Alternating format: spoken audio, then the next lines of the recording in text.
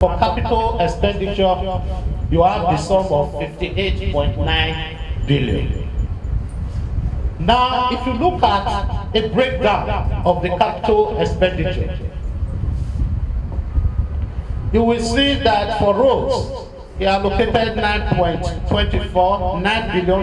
million. For agriculture, 300 million. Commerce and industry, 50 million. Rural electrification, 300 million. ICT, 400 million.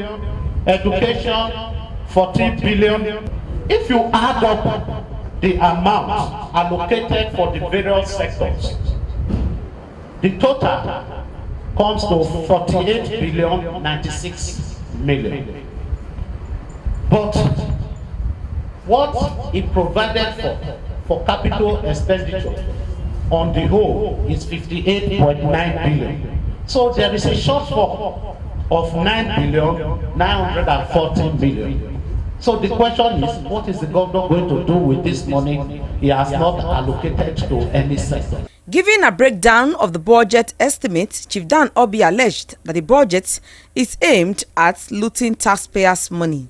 He alleged that the state governor allocated the sum of 10,650 million naira for feeding, fueling of vehicles, purchase of recharge cards, and security votes. Chief Obi described the 14 billion naira budgeted for education as grossly inadequate, in addition to lack of infrastructure such as laboratories, library, furniture, and understaffed teachers in most public schools. In this year's budget, for senior citizens, he has allocated the sum of 10 million to assist people who are 70 years and above to obtain medical treatment across the state.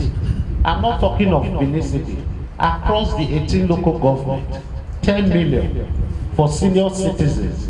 Here in this voucher, he approves the sum of 4 million for one of its 8. The next one, another 4 million for medical treatment for another of his close associates. Chief Obi wondered why the sum of 100 million naira would be allocated for the provision of water for the 18 local government areas, whereas the same 100 million naira was allocated for the maintenance of water fountain at the Obanvorame Square. In the health sector, where 14 billion naira was allocated, Chief Obi frowned at a situation where about 6 billion naira would be used for the building of the accident and emergency ward at the new central hospital, which according to him is enough to build a complete hospital. Fela, in his wisdom, was a record, saying water no get enemy. But it appears that in Edo State, the enemy of water is Adams Oshiomhole. He has allocated 100 million only for the provision of water across the 18 local governments in Edo State. You are aware that there is no home anywhere in this state where you can access public water through the water board. Surprisingly, with disappointment, going through the budget, I discovered that Adams Oshiomhole, the same man who refused to make provision for adequate water supply for the state, allocated 100 million for the maintenance of water fountain. For maintenance of water fountain at the ring road, water no one can drink.